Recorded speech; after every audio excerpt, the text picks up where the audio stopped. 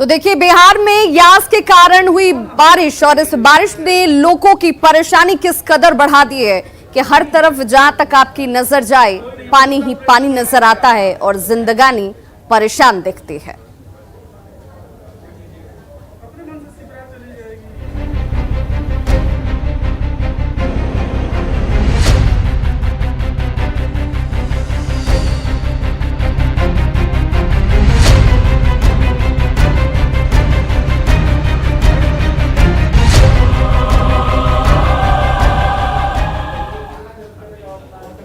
तो देखिए, चक्रवाती तूफान यास की वजह से हुई भारी बारिश में सब कुछ पानी पानी हो चुका है। जिंदगी इस वक्त थमी सी नजर आती है और सब कुछ डूबता दिखता है। आज पानी तो हट गया, लेकिन सड़क पर बने बड़े बड़े गड्ढे हादसों को न्योता दे रहे हैं। गड्ढे ये बताते हैं कि जल जमाव के दौरान यहां से गुजरने वाले लोगों के साथ बड़ा हादसा होना तय है। लोहानीपुर का जायजा लिया न्यूज़ 18 संवाददाता संजय कुमार ने। यास चक्रवात के असर की वजह से राजधानी पटना पानी में पूरी तरीके से डूबता नजर आ रहा था, लेकिन आज दूसरे दिन तस्वीरें बदली हैं। यह इलाका है कांग्रेस मैदान लोहानीपुर की, जहां पर कल घुटनों तक पानी था, लेकिन आज दूसरे दिन यहां सड़कों पर पानी नहीं दिख रहा है। लेकिन एक जो सबसे खतरनाक स्थिति है, कल भी इस इलाके में जब पानी से जल जमाव की स्थिति बनी हुई थी, वहां पर कई गाड़ियां, जो ये आप गड्ढे देख रहे हैं, इन गड्ढों में गाड़ियां फंस रही थी। कई गाड़ियां जो है वो पलट गई और निश्चित तौर पर यह खतरनाक साबित हो सकता है यहाँ के लोगों के लिए। जो लोग इस इलाके से गुजर रहे थे, जाहिर सी बात है दिनचर्या का काम है, तो लोगों को यहाँ से गुजरना था और ये खतरनाक स्थिति बन गई है राजधानी पटना में। तकरीबन हर इलाके में नमामि गंगे परियोजना के बाद काम तो हुआ, लेकिन सड़कों की ढलाई नहीं की गई, लिहाजा लोगों के लिए ये खतरनाक साबित हो रहा है। इस बार तस्वीर बदली है। पानी कल यहाँ कितना तक लगा? पानी ठेवना बैठा है यहाँ। और आज क्या? आज तो पानी नहीं है, मगर गहरा गोढ़ी दुनिया भर का है। गाड़ी दुनिया भर के फंस गया है। अभी पानी देखिए, इधर भी पानी ही पानी है। हाँ, बहुत खतरनाक है। कितना आदमी गिर जाएगा, चोट लगेगा। कल को बाबा का चोट लग गया, गिर गया। कल गाड़ी भी पलटी। 100 गाड़ी वहाँ दूर वाला पलटा था। 2 कार यहाँ फंस गया, 2 कार हुआ फंस गया। ये कब से ऐसी स्थिति बनी हुई है गड्ढे की? ये गड्ढे का स्थिति 2 महीना से बने हुए है। क्यों ऐसा क्या हुआ? रोड खंडा रहा है, इसलिए बन रहा है, चैम्बर बन रहा है। पाइप जो डाला गया घोटाला है, इसी में है। ये खतरनाक है। खतरनाक है नहीं, 2 महीना से तक बना नहीं है। तो बिल्कुल, जो फुटपाथ किनारे लोग रहते हैं उनके लिए भी ये परेशानी का सबब बना हुआ है ये जो गड्ढा है। और उप मुख्यमंत्री तारकिशोर प्रसाद ने भी निर्देश दिया था, लेकिन उनका निर्देश काम नहीं आया और लंबे अरसे से अब लोग जो है बता रहे 2 महीने से यूं ही स्थिति है। और ये निश्चित तौर पर ध्यान देना होगा प्रशासनिक अधिकारियों को कि वो क्या कर रहे हैं। आखिरकार जो गड्ढे हैं उनको क्यों नहीं भरा जा रहा है? अगर जल जमाव की स्थिति होती है पटना में, तो सड़कों से गुजरने वाले लोगों के लिए ये बहुत बड़ा जोखिम है। कैमरा पर्सन दीपक के साथ संजय कुमार, न्यूज़ 18 पटना।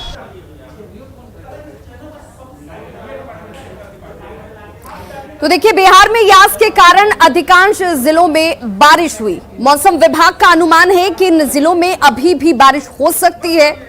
पश्चिम चंपारण की बात कर लीजिए, सीवान, सारण, पूर्वी चंपारण, गोपालगंज, सीतामढ़ी, मधुबनी, मुजफ्फरपुर, दरभंगा, वैशाली, शिवहर, समस्तीपुर, सुपौल, अररिया, किशनगंज, मधेपुरा, सहरसा और पूर्णिया, इन तमाम जगहों पर बारिश की आशंका अब भी है और इसीलिए एहतियात अब भी जरूरी है। ग्राफिक्स के जरिए देखिए आपके सामने ये ग्राफिक्स, जहां पर जिन जिलों में इस वक्त अभी भी अलर्ट और सावधानी की जरूरत है और ऐसे में ये आशंका जाहिर की जा रही है कि देखिए, बारिश जब होगी तो आप घरों से बाहर निकलें जब बहुत ज्यादा जरूरी हो। देखिए, बक्सर, भोजपुर, रोहतास, कैमूर, औरंगाबाद, जहानाबाद, अरवल, राजधानी पटना की बात कर लें, गया, नालंदा, शेखपुरा, नवादा, बेगूसराय, लखीसराय, कटिहार, भागलपुर, बांका, जमुई, मुंगेर और ये खगड़िया, ये तमाम वो इलाके हैं जहां पर बारिश की आशंका बनी हुई है और एहतियात और सावधानी अब भी उतनी ही ज्यादा जरूरी है, क्योंकि बारिश के बाद कई व्यवस्थाओं की पोल खुलती हुई नजर आई और ऐसे में इस वक्त ये बारिश जो है वो लोगों के लिए परेशानी का सबब बनती हुई। ग्राफिक्स के जरिए आप उन जगहों का जिक्र भी देख रहे थे और इन जगहों के साथ यहां रहने वाले लोगों की जिम्मेदारी भी बढ़ जाती है सावधानी के तौर पर। मधुबनी की बात करें तो मधुबनी में यास तूफान ने जमकर कहर बरपाया है। भारी बारिश की वजह से यहां एक मकान का छज्जा जो है, पिछला हिस्सा जो है वो जमींदोज हो गया। हालांकि मकान गिरने से ठीक पहले आवाज सुनकर घर के सभी लोग घर से बाहर निकल गए और हादसे में किसी तरह के कोई जान माल का नुकसान नहीं हुआ।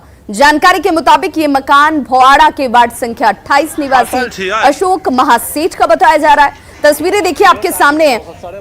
राहत की बात बस इतनी रही कि लोगों ने मकान की दरकने की आवाज को वक्त रहते सुन लिया और उसके बाद वो वक्त रहते बाहर निकल गए। पीड़ित परिवार की सूचना पर सीओ कार्यालय की ओर से नुकसान का आकलन अब किया जा रहा है।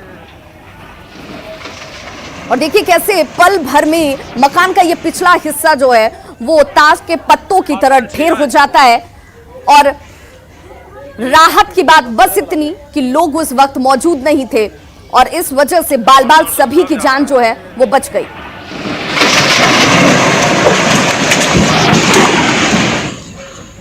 बर्तन वर्तन सब जा रहा है।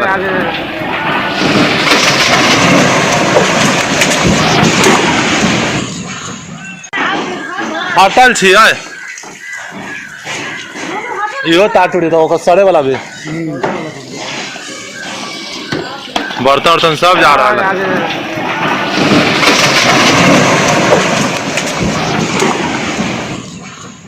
बर्तन वर्तन सब जा रहा है।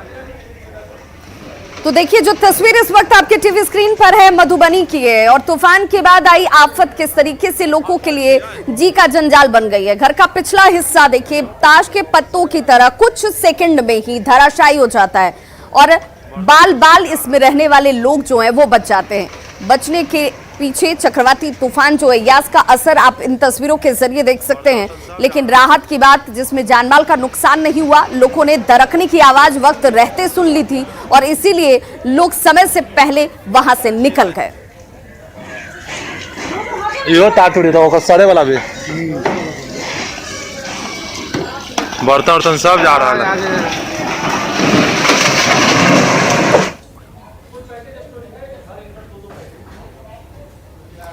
हाजीपुर के गाजीपुर से जोड़ने वाली छपरा के जयप्रभा सेतु के अप्रोच पथ को दुरुस्त करने का काम जारी है। National highway authority of India के अधिकारी अप्रोच पथ को दुरुस्त करने में युद्ध स्तर पर जुटे हुए हैं। इस बीच बिहार और उत्तर प्रदेश की तरफ सड़क पर ट्रकों की लंबी कतारें लगी नजर आ रही हैं। ट्रक चालक पुल पर परिचालन शुरू होने का इंतजार कर रहे हैं। आपको बता दें कि यास तूफान की वजह से कल जयप्रभा सेतु का अप्रोच पथ ध्वस्त हो गया था और उसके बाद देखिए गाड़ियों की लंबी कतारें यहां पर लग गई हैं कि कब इस अप्रोच पथ को दुरुस्त किया जाएगा और आवाजाही जो है एक बार फिर से सामान्य होती हुई नजर आएगी।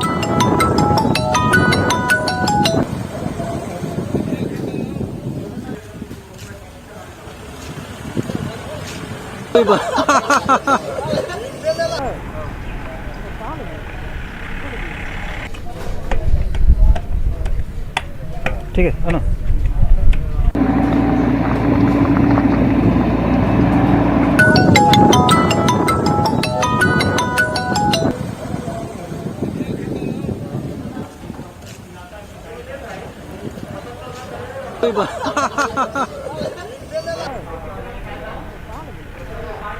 पुल के पास खड़े हुए हैं, पुल धंसा हुआ है। क्या बोल रहे हैं? इसीलिए आगे गाड़ी नहीं जाने दे रहे। कब से खड़े हो यहाँ पे? यहाँ से रात से खड़े हैं। कहाँ जाना है? ये जाना है गुवाहाटी।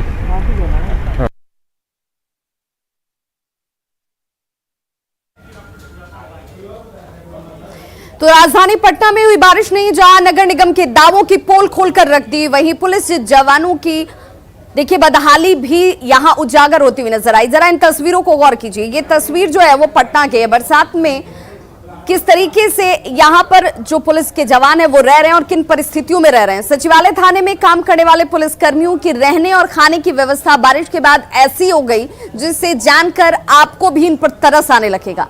इनके घर में पानी घुस चुका है। खाना बनाने के लिए उन्हें पानी से निकलने का इंतजार करना पड़ता है। देखिए यहाँ पर चारों तरफ आपको जहां तक नजर आप दौड़ाइएगा पानी ही पानी नजर आएगी। जमीन पर ईंट रखकर सिपाही खाना बनाते हैं। आने जाने में परेशानी के साथ इन्हें सोने में भी परेशानियों का ही सामना करना पड़ता है।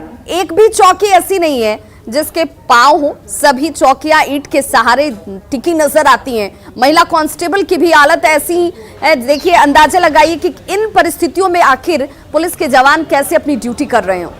मकान नहीं है, जिन छत के नीचे बैठे हैं वो भी बांस और बल्लों के सहारे टिकी हुई हैं। 20 बाई 12 का ये कमरा, जहां 3 लोगों के सोने की जगह मुश्किल से होगी, बल्ब तक नहीं है। आखिर यहां पर लोग कैसे रह रहे हैं, इसका अंदाजा लगाइए। मकान भी ऐसा है जो कभी भी जमींदोज हो जाए, कोई हादसा हो जाए तो इसमें आश्चर्य नहीं होना चाहिए। इस बारिश ने जहां आम लोगों की परेशानियां बढ़ा दी हैं, वैसे में एक ऐसी तस्वीर दिखाएंगे आपको जो चौंकाने वाली है। अभी हम लोग सचिवालय थाना के जो स्टाफ क्वार्टर है, जहां पे यहाँ के सिपाही जो हैं, काम करने वाले जो पुलिस अधिकारी हैं वो रहते हैं, तो वो उसकी एक हालत आपको दिखाते हैं कि ये देखिए, ये पुलिस क्वार्टर है और इसकी एक तस्वीर ज़रा देखिए यहाँ पे कि यहाँ पे जो रहने वाले जो पुलिस जवान हैं वो कैसे रहते हैं। ये मकान है पूरी तरह से जर्जर हो चुका है और कभी भी ये धराशायी हो सकता है। इसकी स्थिति ऐसी है यहाँ पे। और आपको बता दूं कि यहाँ पे एक नहीं बल्कि लगभग 1 दर्जन जो सिपाही हैं वो यहाँ पे रहते हैं। और ज़रा देखिए कि एक दूसरी तस्वीर, यहाँ पे पानी जो है वो पूरी तरह से लगा हुआ है और यहाँ पे पानी में घुस करके ही यहाँ पे जो उनका घर है वहाँ पे कमरे पर जाना पड़ता है और ये पूरी तरह से ये डूबा हुआ होता है। और ज़रा देखिए कि ये पूरी तरह से जर्जर है मकान, किस तरह से कभी भी जो है वो गिर सकता है। यहाँ पे देखिए, अगर थोड़ा सा अगर इसे दबा दिया जाए तो कभी भी ये पूरी तरह से यहाँ से गिरने के लिए तैयार है। और ये ज़रा देखिए कि यहाँ पे ये इनका खाना बनाने का जो किचन है, नीचे में ईंटा रख करके जो है ये व्यवस्था की गई है। और ये अगर पानी नीचे उतरा हुआ है तब तक ठीक है, और अगर जैसे ही यहाँ पे पानी चढ़ेगा तो यहाँ पे खाना बनाना मुश्किल है। आप यहीं पे काम करते हैं इस थाना में? हाँ, सचिवालय थाना में। तो यहीं पे रहते हैं? कहाँ रहते हैं? यहाँ पे रहते हैं। पानी भर जाता है, देखिए खाली होता है तब लोग बनाते हैं, इंतजार करते हैं। तो ये जो अब देख रहे हैं कि खाना ऐसे इसी पे बनता है? हाँ, इसी पर बनाते हैं हम लोग। सचिवालय थाना में काम करने वाले जो सिपाही हैं उसकी एक दूसरी तस्वीर दिखाते हैं। ये देखिए, ये इनका घर है और किस तरह जिंदगी बसर करते हैं। और ये महिला पुलिसकर्मी है, लगता है कि अभी ड्यूटी से ही आई है। अभी ड्यूटी से आ रही है क्या? तो यहाँ पे अभी तो पानी निकल गया, लगता है कि दिन भर पानी था। हाँ, दिन में पानी था। जूता हाथ में लेके पार किए हैं गेट पर, थाना के गेट पर, तो वहाँ जाके जूता पहने। तो हाथ में जूता ले करके पार करना पड़ रहा है। तो क्या करिएगा, यहाँ तक पानी भरा हुआ था। तो पूरी बरसात ऐसे ही चलती है? बरसात चलती है, अपना से बनवाना पड़ता है, बनवाइए या नहीं तो रहिए उसी में। तो स्थिति ये है कि ज़रूरत इस बात की है कि यहाँ पे जो है इनके रहने के और जो सुविधाएं हैं उस पर ध्यान दिया जाए, क्योंकि इस बरसात के मौसम में कभी भी दुर्घटना के शिकार हो सकते हैं। पटना से रविश नारायण की रिपोर्ट। तो बिल्कुल ये व्यवस्था जो है वो तरस खाने वाली ही है, क्योंकि इन हालातों में ये जवान रहते हैं और उसके बाद ये दूसरों को सुरक्षा प्रदान करते हैं। यास तूफान की वजह से गया में 2 दिनों से बारिश के बाद फल्गु नदी जो है वो उफान पर है, लबालब भरी हुई है। नदी में पानी आने से यहाँ के लोगों में खुशी तो नजर आ रही है। लोग नदी के किनारे पहुंच रहे हैं और इस मनोरम दृश्य को अपने कैमरे में कैद भी कर रहे हैं। लोगों का ये कहना है कि मई के महीने में यहाँ काफी गर्मी होती है, इन्हें पेयजल की समस्या होती है, लेकिन इस बार नदी में पानी भरने से उन्हें मुश्किलें थोड़ी कम होंगी। आपको बता दें कि फल्गु नदी में जितनी तेजी से पानी आता है उतनी ही तेजी से पानी निकल जाता है। हालांकि फल्गु नदी के नीचे सालों भर पानी यूं ही बहती है।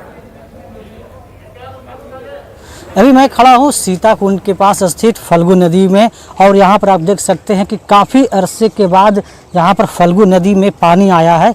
इसका बताया जा रहा है कि ये अंतःसलीला फल्गु नदी है। यहाँ नदी के बीच नीचे से पानी बहती है। पानी आ जाने से यहाँ के आसपास के जो लोग हैं वो काफ़ी प्रसन्न है, और यहाँ जो पानी आया है इसको लो करके आप देख सकते हैं कि इस जो मनोरम स्थिति है उसे देखने के लिए यहाँ पर लोग आए हैं। बहुत अच्छा लग रहा है, सुंदर लग रहा है, इसलिए तो देखने के लिए भी जैसे कि आए, मोबाइल में वीडियो आया था। हाँ, कि देखने के लिए आए कि भाई चलिए फल्गु में पानी जैसे कि आए, बहुत खुशी हुई। हाँ, खुशी के कारण ही देखने के लिए आए। कैसे मालूम हुआ कि फल्गु में पानी? अभी मेरा मोबाइल पे वीडियो आया था, तो भाई हमको लगा कि पता नहीं पुराना वीडियो भेजा गया है कि अभी का नया वीडियो आया है, तो इसलिए हम लोग दोनों आए देखने। कैसा लग रहा है? बहुत अच्छा लग रहा है। मेरे यहाँ कुआं है, कुआं में पानी नहीं था, खत्म हो गया था, तो अब तो कुआं में पानी भी आ जाएगा।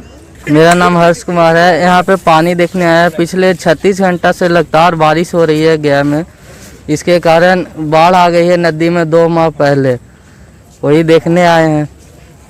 रबर डैम का हाँ, रबर डैम बन रहा था, अभी तो काम बंद हो गया है बारिश के कारण।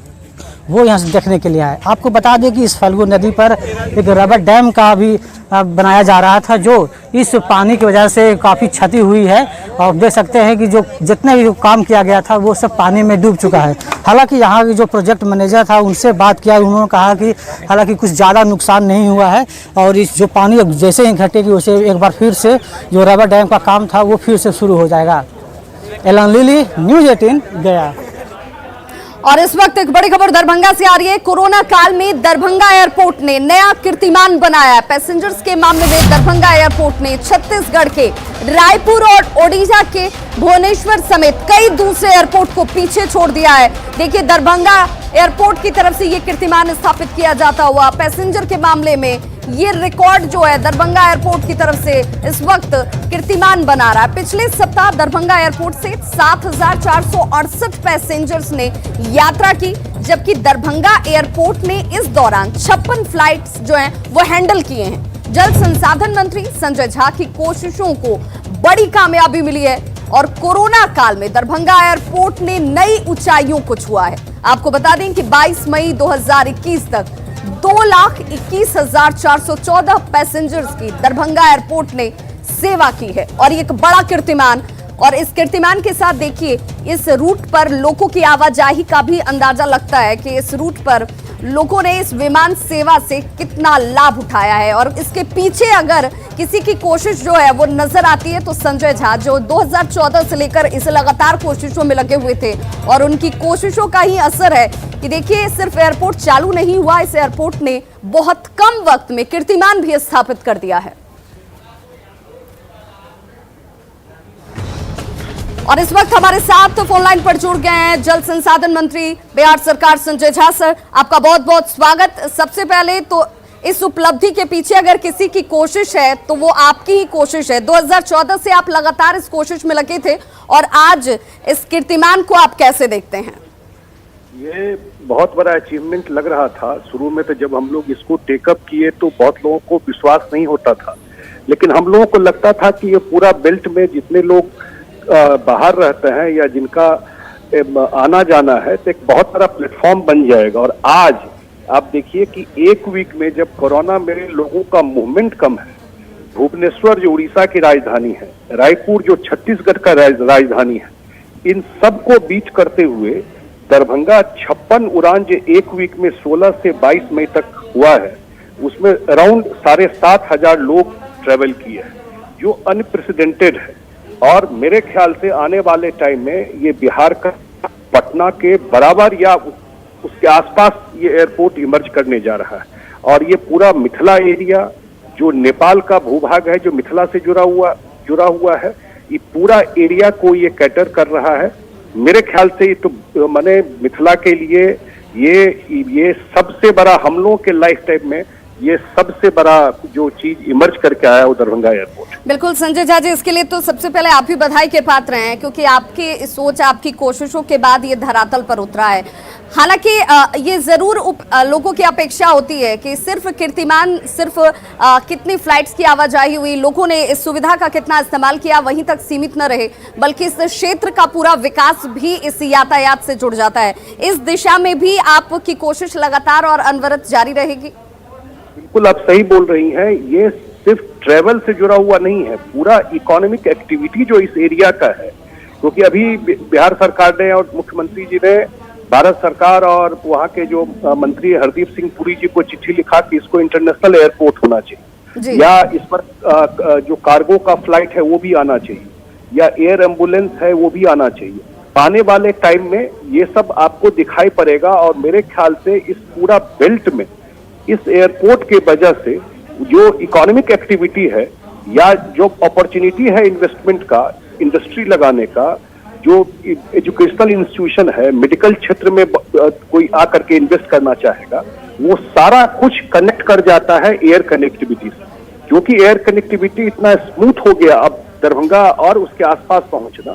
तो मेरे ख्याल से थोड़ा सा ये जो कोरोना का फेज अगर निकलता है तो एक बहुत बड़ा इन्वेस्टमेंट का पोटेंशियल मिथिला एरिया में है और बहुत बड़ा जॉब अपॉर्चुनिटी मिथिला एरिया में क्रिएट होने वाले आने वाले। बिल्कुल संजय झा जी, आपकी इन कोशिशों ने, आपके इन प्रयासों ने और इस कीर्तिमान ने दूसरे भी क्षेत्रों के मंत्रियों के लिए, सांसदों के लिए एक मोटिवेशन खड़ा किया है, उनके लिए भी एक रोड मैप तैयार किया है कि भाई अगर अपने क्षेत्र का विकास आप करना चाहते हैं, आप जनप्रतिनिधि हैं, तो इसकी कोशिश इस रूप में भी की जा सकती है। इसके साथ ही मैं ये भी जानना चाहूंगी कि चूंकि यात्री सुविधाओं की जब भी बात होती है तो हर वक्त उसमें गुंजाइश बनी रहती है, क्या दरभंगा एयरपोर्ट पर भी आने वाले वक्त में इस तरह की बेहतर व्यवस्थाएं और नजर आएंगी?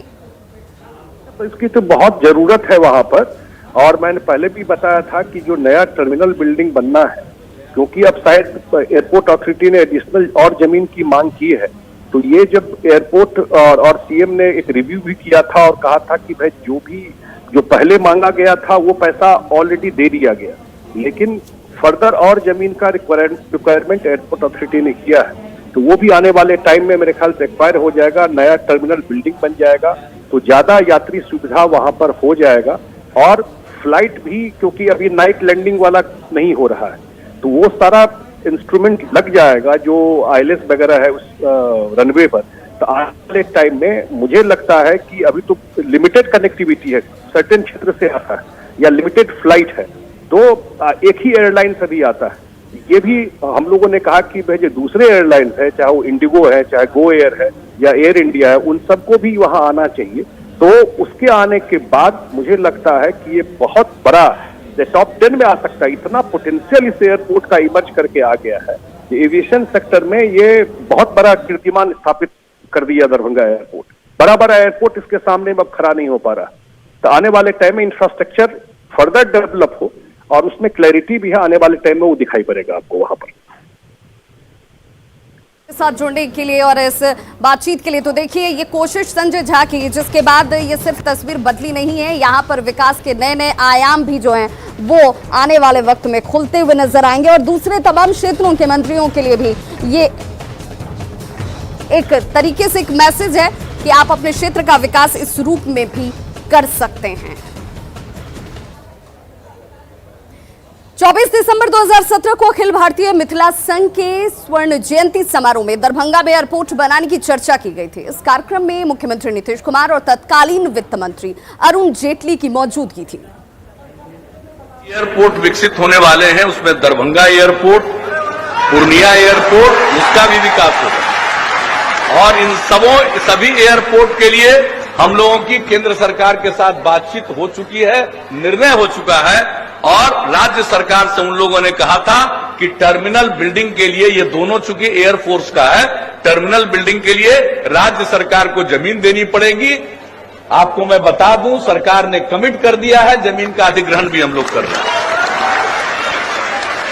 अब वहां दिल्ली से चल रहे सीधे दरभंगा पहुंचे, बीच में कहीं जाए की जरूरत नहीं थी।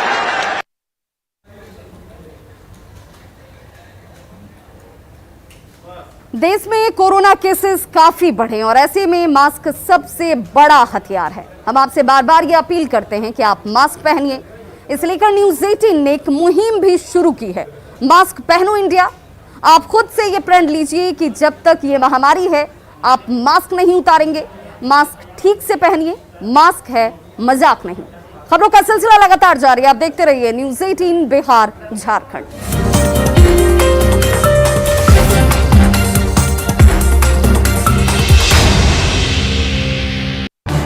इस न्यूज हेडलाइंस के प्रायोजक पेट सफा आयुर्वेदिक चूर्ण। पेट सफा, हर रोग दफा।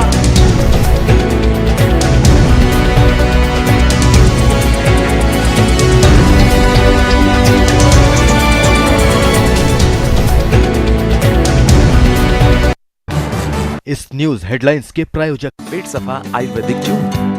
पेट सफा हर रोग दफा।